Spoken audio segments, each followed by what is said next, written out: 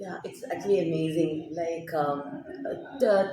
the things that I thought and how it actually came in was like drastic different. I mean, I knew and heard from others that it was going to be super amazing, but it was even more. I would say because I would say three things basically: extend knowledgeable trainers.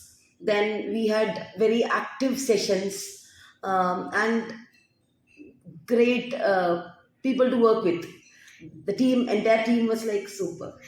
Yeah, actually, I'd heard about servant leadership, and when you rolled out the MSLA report, that is when started an understanding that this is something that we have already been doing, but again, there are things that need to be streamlined also.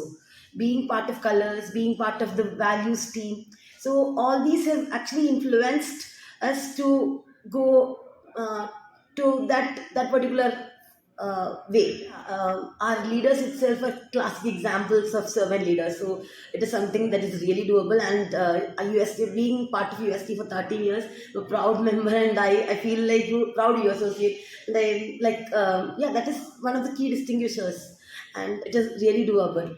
And being a people centric organization rather than just a profit maker, yeah, definitely. Yeah, I think this should be rolled out to the entire people because servant leadership is a very great concept that needs to be imbibed in everyone.